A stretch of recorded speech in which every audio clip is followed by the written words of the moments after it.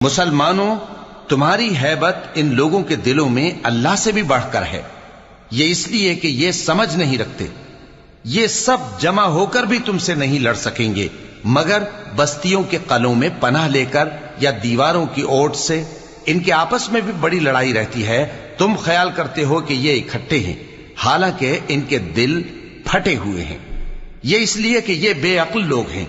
ان کا حال ان لوگوں کا سا ہے جو ان سے کچھ ہی پیشتر اپنے کرتوت کی سزا کا مزہ چکھ چکے ہیں، اور ان کے لیے دکھ دینے والا عذاب تیار ہے۔ منافقوں کی مثال شیطان کی سی ہے کہ انسان سے کہتا رہا کہ کافر ہو جا، پھر جب وہ کافر ہو گیا تو کہنے لگا کہ مجھے تجھ سے کچھ سروکار نہیں، مجھ کو تو اللہ رب العالمین سے ڈر لگتا ہے۔